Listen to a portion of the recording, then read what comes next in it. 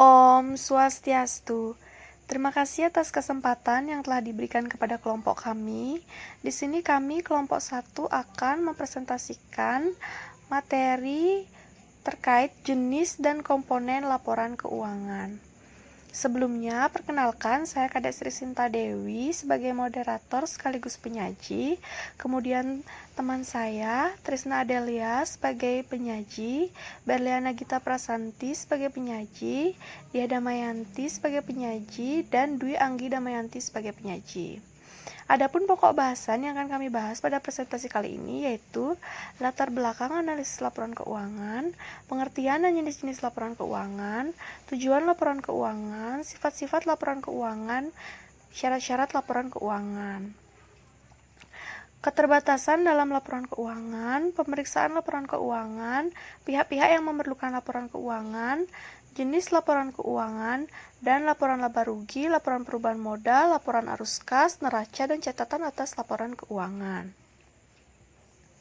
Baik, untuk mengefisiensikan waktu, lanjut saja ke pemaparan materi yang pertama, yaitu latar belakang analisis laporan keuangan. Menurut Kasmir 2013, adapun tujuan yang ingin dicapai oleh pemilik dan manajemen untuk usahanya, yaitu yang pertama, pemilik usaha menginginkan keuntungan yang optimal atas usaha yang dijalankan. Yang kedua, pemilik menginginkan usaha yang dijalankan nantinya tidak hanya untuk satu periode kegiatan saja. Yang ketiga, perusahaan tetap mampu untuk menghasilkan atau menyediakan berbagai jenis barang dan jasa untuk kepentingan masyarakat umum. Dan yang terakhir, usaha yang dijalankan akan dapat membuka lapangan kerja, baik yang berada dalam lingkungan perusahaan atau yang bekerja di perusahaan maupun di luar lingkungan perusahaan atau pabrik. Laporan keuangan harus dibuat sesuai dengan aturan yang berlaku, sehingga laporan keuangan tersebut harus mudah dibaca, mudah dipahami, dan mudah dimengerti oleh berbagai pihak yang berkepentingan, terutama pihak pemilik usaha dan manajemen. Artinya, dengan laporan keuangan, setiap orang dapat memahami kondisi dan posisi keuangan persediaan saat ini, menurut Kasmir. Untuk mampu membaca, mengerti, dan memahami arti laporan keuangan, perlu dianalisis terlebih dahulu dengan berbagai alat analisis yang biasa digunakan. Salah satu alat tersebut disebut dengan analisis laporan keuangan. Laporan keuangan dapat menjadi acuan dalam pengambilan keputusan dalam hal-hal yang dianggap penting bagi pihak manajemen.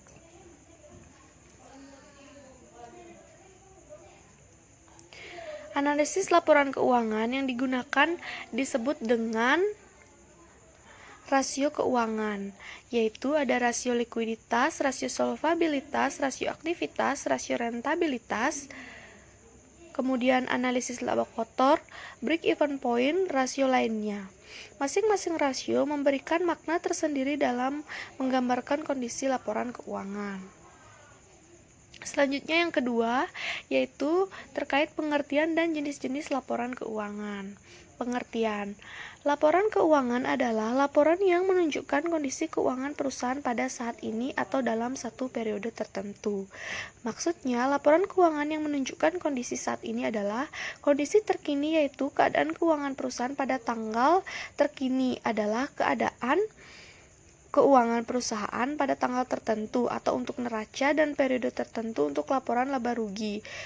Biasanya laporan keuangan dibuat per periode. Jenis-jenis laporan keuangan menggambarkan pos-pos keuangan perusahaan yang diperoleh dalam suatu periode.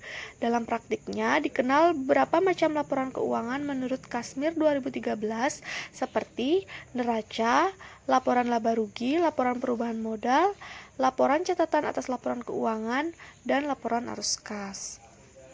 Yang pertama, neraca merupakan laporan yang menunjukkan jumlah aktiva atau harta, kewajiban hutang, dan modal perusahaan atau ekuitas perusahaan pada saat tertentu. Pembuatan neraca biasanya dibuat berdasarkan periode tertentu atau tahunan menurut Kashmir 2013. Secara lengkap, informasi yang disajikan dalam neraca meliputi jenis-jenis aktiva atau harta aset yang dimiliki, jumlah rupiah masing-masing jenis aktiva, jenis-jenis kewajiban atau utang atau liabilitas, jumlah rupiah masing-masing jenis kewajiban, jenis-jenis modal atau equity, jumlah rupiah masing-masing jenis modal.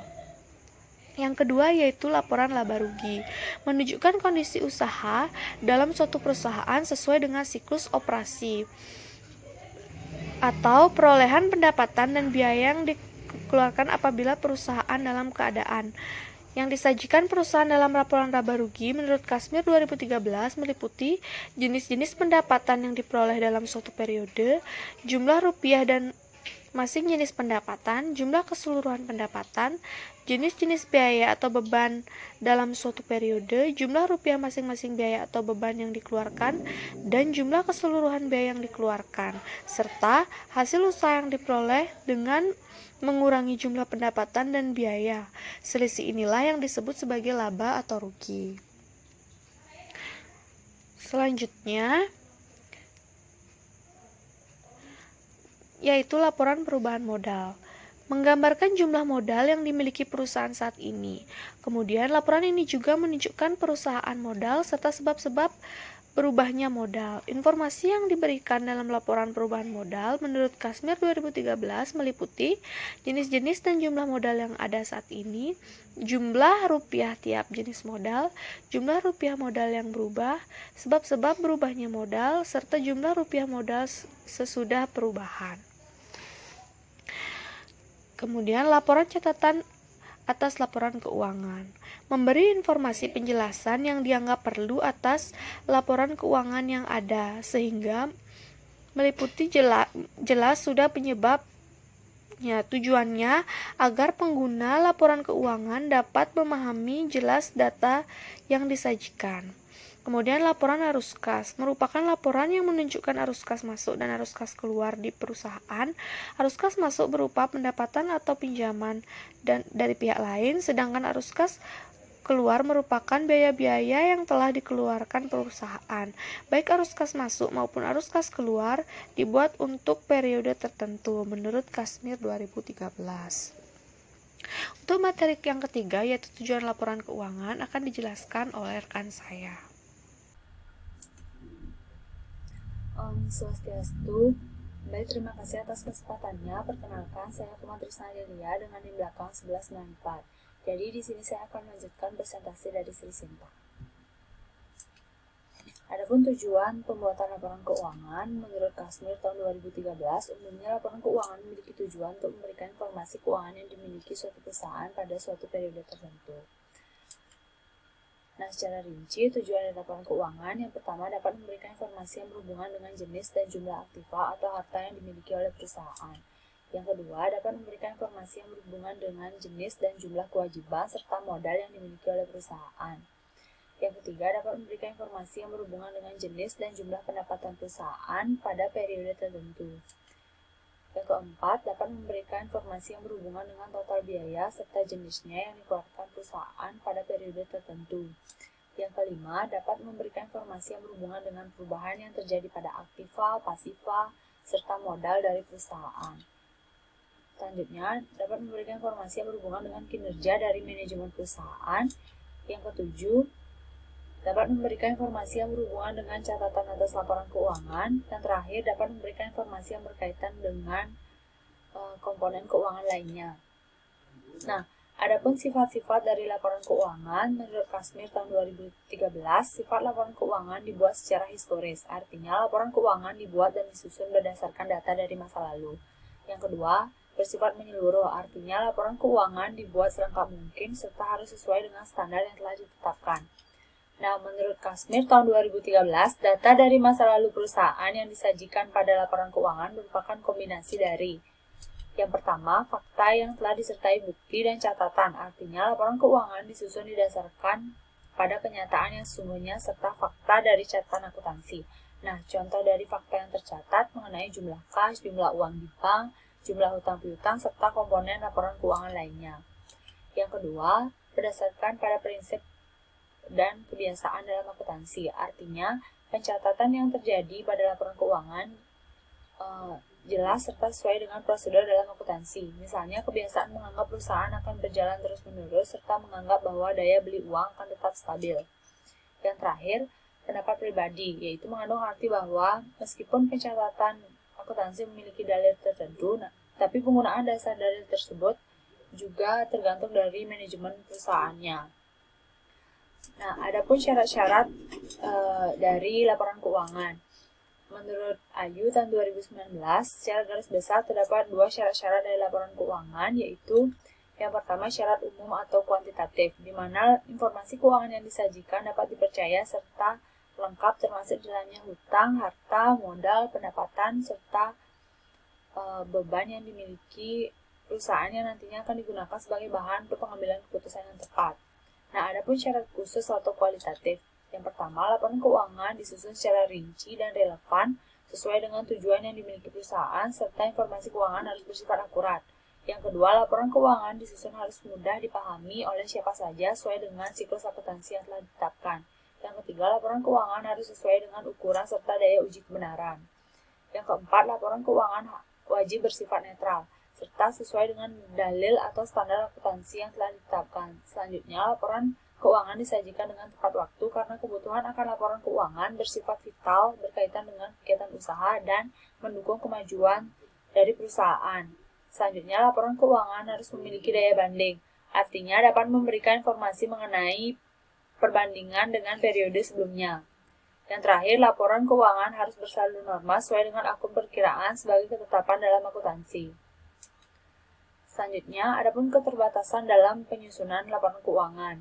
Menurut Kasmir tahun 2013 pada halaman 16 dan 17, keterbatasan dari penyusunan laporan keuangan yang pertama, disusun berdasarkan sejarah atau bersifat historis, di mana data yang diambil berdasarkan data dari masa lalu. Yang kedua, dibuat umum, artinya bukan merujuk pada pihak tertentu saja, namun diperuntukkan untuk semua orang. Yang ketiga, proses penyusunan laporan keuangan tidak terlepas dari taksiran dan pertimbangan tertentu. Yang keempat, bersifat konservatif dalam situasi ketidakpastian. Yang kelima, laporan keuangan berpegang teguh pada sudut pandang bidang ekonomi dalam perbandingan peristiwa yang terjadi, bukan melihat sifat normalnya. Baik, sekian presentasi dari saya. Untuk materi berikutnya akan dijelaskan oleh teman saya. Terima kasih.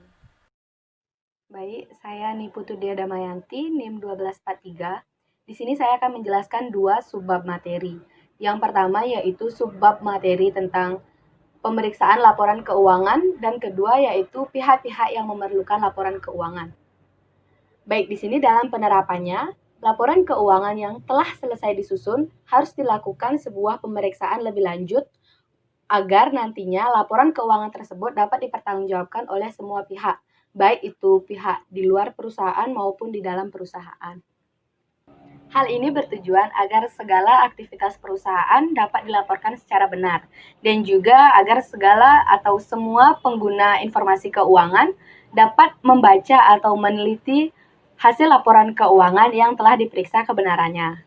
Nah, di sini dalam penerapannya, laporan keuangan dapat diperiksa oleh 2 pihak. Yang pertama ada pihak intern perusahaan, dan yang kedua ada pihak eksternal perusahaan. Pihak intern perusahaan. Pemeriksaan oleh pihak intern perusahaan artinya adalah pemeriksaan yang dilakukan oleh pihak dari dalam perusahaan yang telah ditetapkan oleh perusahaan itu sendiri. Nah, dalam hal ini pihak intern perusahaan diberikan kebebasan untuk mengambil data secara keseluruhan berdasarkan dengan data aslinya. Penggunaan pihak intern perusahaan ini juga bertujuan untuk menghindari atau meminimalisir kekurangan yang akan terjadi dalam pembuatan laporan keuangan, baik secara disengaja maupun tidak disengaja oleh pihak eksternal perusahaan. Itu sebabnya sangat penting sekali untuk menggunakan pihak intern perusahaan terlebih dahulu sebelum menggunakan pihak eksternal perusahaan. Pihak yang kedua adalah pihak eksternal perusahaan. Nah, pemeriksaan oleh pihak eksternal perusahaan ini dilakukan oleh seorang akuntan publik yang sudah mendapatkan izin. Nah, laporan keuangan perusahaan ini nantinya akan diperiksa atau diaudit oleh seorang akuntan publik berdasarkan dengan ketentuan, prosedur, dan prinsip-prinsip akuntansi yang lazim yang telah ditetapkan secara konsisten dari tahun ke tahun. Nah, setelah dilakukan pemeriksaan, seorang akuntan publik akan memberikan penilaian kepada laporan keuangan tersebut. Mereka akan memberikan penilaian apakah laporan keuangan tersebut wajar atau tidak. Jika laporan keuangan tersebut sudah wajar, maka laporan keuangan tersebut sudah siap digunakan oleh pihak-pihak yang memerlukan laporan keuangan tersebut. Subbab materi selanjutnya adalah pihak-pihak yang memerlukan laporan keuangan.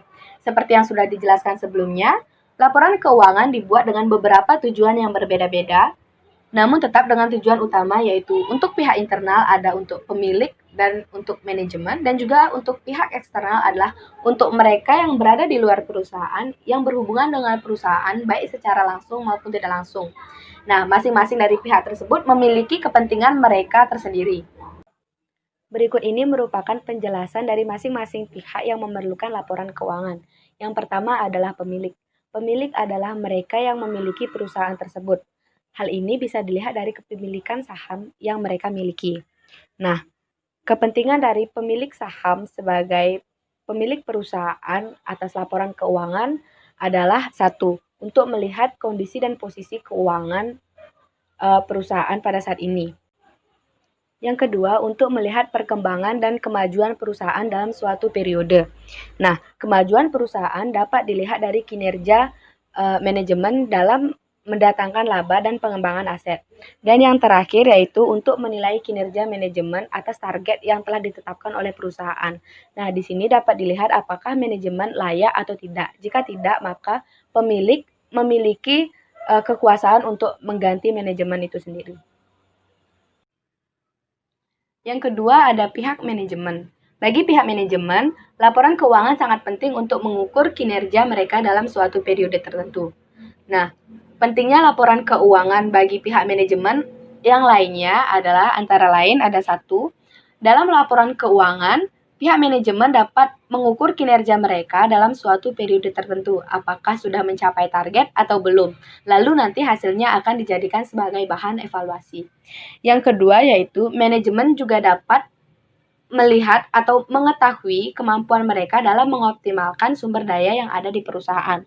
Dan yang ketiga, manajemen dapat memberikan keputusan yang akan mereka ambil di masa mendatang berdasarkan kelemahan dan kekuatan yang dimiliki oleh perusahaan dalam hal perencanaan, pengawasan, dan pengendalian sehingga target-target dapat tercapai. Dalam menilai kinerjanya, manajemen memiliki beberapa ukuran tersendiri yang telah mereka tetapkan sebelumnya. Antara lain ada satu, pertumbuhan laba dalam suatu periode. Apakah mencapai target, tidak mencapai target, atau bahkan melebihi target. Yang kedua, bagaimana pengembangan sumber daya perusahaan dan pengembangan aset. Apakah mengalami penambahan atau tidak. Pihak yang ketiga adalah kreditur. Kreditur adalah mereka yang memberikan dana pada perusahaan. Nah, pihak kreditur ini bisa berupa bank atau lembaga keuangan lainnya. Kepentingan laporan keuangan bagi pihak kreditur adalah dalam pemberian pinjaman dan juga pinjaman yang telah diberikan sebelumnya.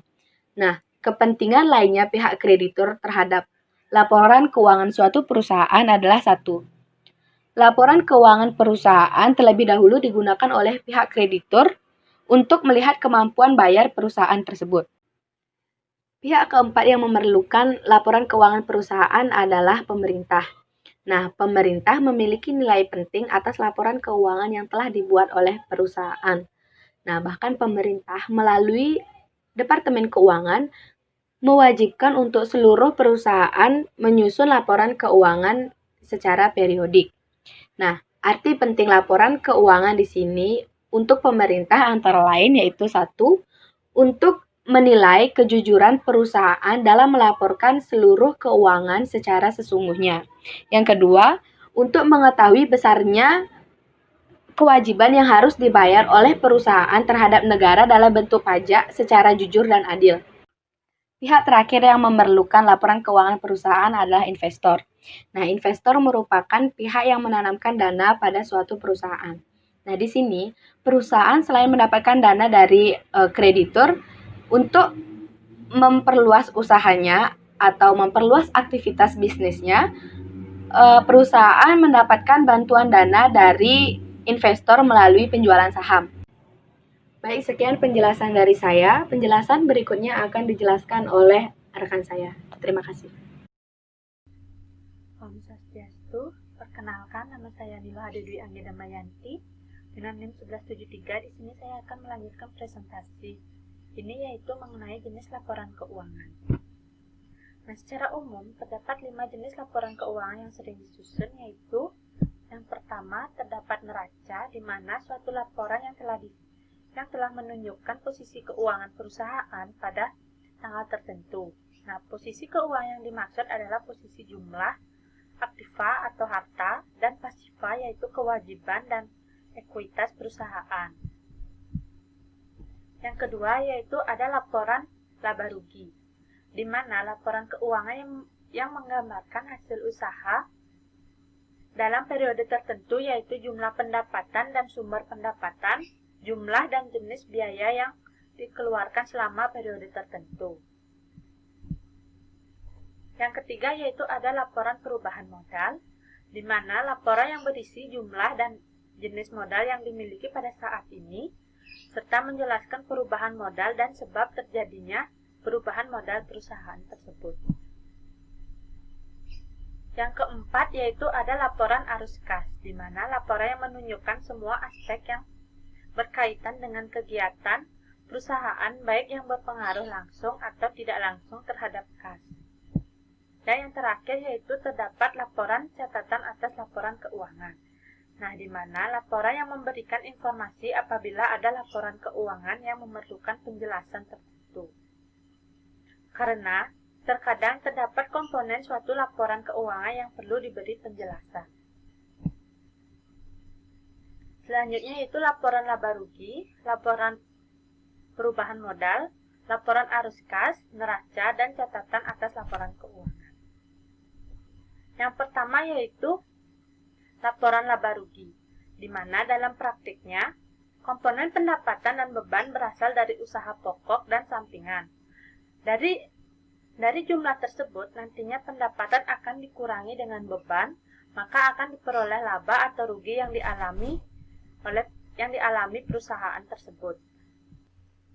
Nah, untuk komponen pengeluaran atau biaya-biaya yang juga terdiri dari 2 jenis, yaitu yang pertama pengeluaran atau biaya yang dibebankan dari luar usaha pokok atau usaha utama perusahaan.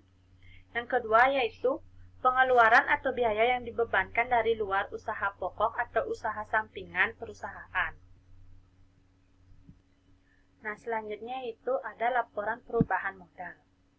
Nah, di mana modal pemilik terdiri dari 2 sumber yang berbeda secara fundamental, yaitu yang pertama modal investasi, modal diinvestasikan dalam bisnis oleh pemilik, dan yang kedua laba diperoleh dan dipertahankan dalam bisnis. Nah, adapun komponennya yaitu yang pertama modal awal. Nah, di mana merupakan saldo pada awal periode pelaporan komparatif sebagaimana tercermin dalam laporan posisi keuangan periode sebelumnya. Yang kedua yaitu terdapat pengaruh perubahan kebijakan akuntansi. Nah, dikarenakan perubahan kebijakan akuntansi diterapkan secara retrospektif. Yang ketiga yaitu terdapat pengaruh koreksi kesalahan periode sebelumnya. Nah, di mana efek koreksi kesalahan periode sebelumnya harus disajikan secara terpisah dalam laporan perubahan modal sebagai penyesuaian. Yang selanjutnya yaitu terdapat saldo yang disajikan kembali. Nah, ini merupakan ekuitas yang dapat diatribusikan kepada pemegang saham pada awal periode komparatif setelah penyesuaian sehubungan dengan perubahan kebijakan akuntansi dan koreksi kesalahan periode sebelumnya seperti dijelaskan pada poin ketiga. Yang selanjutnya yaitu terdapat perubahan modal saham. Nah, di mana masalah modal saham lebih lanjut selama periode tersebut harus ditambahkan dalam laporan perubahan modal.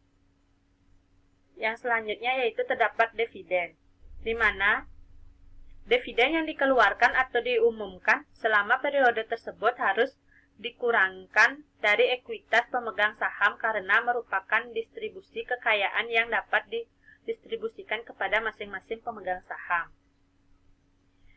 Selanjutnya itu ada laba rugi untuk periode tersebut. Ini merupakan laba atau rugi yang didistribusikan kepada pemegang saham selama periode seperti yang dilaporkan dalam laporan laba rugi yang kami paparkan di atas. Nah, selanjutnya yaitu ada perubahan dalam cadangan revaluasi, ada keuntungan dan kerugian lainnya, dan yang terakhir ada saldo akhir, di mana merupakan saldo cadangan ekuitas pemegang saham pada akhir periode pelaporan. Baik, sekian presentasi dari saya. Selanjutnya akan dilanjutkan oleh teman saya. Om Santi. Om Swastiastu. Perkenalkan, nama saya Putri Brenda Gita Prasanti dengan NIM 1817051170. Di sini saya akan melanjutkan presentasi dari teman saya mengenai laporan arus kas. Laporan arus kas ini bertujuan untuk menunjukkan aliran dana perusahaan, di mana biasanya digunakan oleh manajemen perusahaan untuk mengevaluasi kegiatan operasional yang telah berlangsung dan merencanakan aktivitas investasi dan pembiayaan di masa yang akan datang. Terdapat 3 klasifikasi laporan arus kas. Yang pertama yaitu aktivitas kas dari aktivitas operasi, yaitu aktivitas penghasil utama pendapatan entitas dan aktivitas lain yang bukan merupakan aktivitas investasi dan aktivitas pendanaan. Lalu yang kedua yaitu aktivitas kas dari aktivitas investasi, yaitu aktivitas penerimaan dan pengeluaran kas yang ditujukan untuk perolehan dan pelepasan aset tetap sehubungan dengan sumber daya yang bertujuan menghasilkan pendapatan dan arus kas masa depan dari perusahaan tersebut. Yang ketiga yaitu aktivitas kas dari aktivitas pendanaan, di mana meliputi pos-pos kewajiban dan ekuitas pemilik. Aktivitas pendanaan berkaitan dengan bagaimana kegiatan kas diperoleh untuk membiayai perusahaan termasuk biaya operasinya. Laporan dari laporan arus kas ini dilakukan dengan 2 metode, yaitu yang pertama yaitu metode langsung yang berfokus pada penerimaan dan pengeluaran kas. Yang kedua yaitu metode tidak langsung yang dengan cara mengoreksi yang disesuaikan dengan transaksi bukan kas. Lalu ada neraca, yaitu ringkasan laporan keuangan, di mana laporan keuangan itu disusun secara garis besarnya saja, yang menunjukkan posisi aktiva atau harta, kewajiban atau utang, dan modal atau ekuitas. Adapun komponen aktiva lancar seperti kas, rekening pada bank, deposito berjangka, surat-surat berharga, dan aktiva lancar lainnya. Lalu ada penyertaan. Yang ketiga ada aktiva tetap, seperti tanah, mesin, bangunan, peralatan, dan aktiva tetap lainnya. Lalu yang keempat ada aktiva lainnya, seperti gedung dalam proses, tanah dalam penyelesaian, piutang jangka panjang, uang jaminan, uang muka investasi, dan lainnya. Lalu ada utang lancar atau kewajiban jangka pendek, seperti utang dagang, utang wesel, utang bank, utang pajak, dan utang lancar lainnya. Lalu ada utang jangka panjang, seperti utang hipotek, utang obligasi, utang bank jangka panjang, dan utang jangka panjang lainnya. Dan yang terakhir ada ekuitas, seperti modal saham, agus saham, laba ditahan, cadangan laba, dan modal sumbangan. Dalam neraca ini terdapat 3 bentuk neraca, yaitu yang pertama bentuk skunto, atau sering disebut dengan T-form, di mana bentuk skunto ini laporan keuangan dibagi 2. Di sebelah kiri itu ada aktiva tetap, dan di sebelah kanan itu merupakan yang berisi kewajiban dan modal. Yang sebelah kiri itu berisi aktiva. Lalu yang kedua itu bentuk laporan atau report form. Dalam laporan ini isi neraca disusun mulai dari atas terus ke bawah, mulai dari aktiva lancar seperti kas, bank, dan efek. Lalu yang ketiga itu bentuk lainnya yang disesuaikan dengan keinginan dari perusahaan tersebut. Lalu ada catatan atas laporan keuangan. Yang laporan ini berisikan informasi laporan keuangan yang perlu penjelasan tertentu karena komponen laporan keuangan kadang perlu diberi penjelasan.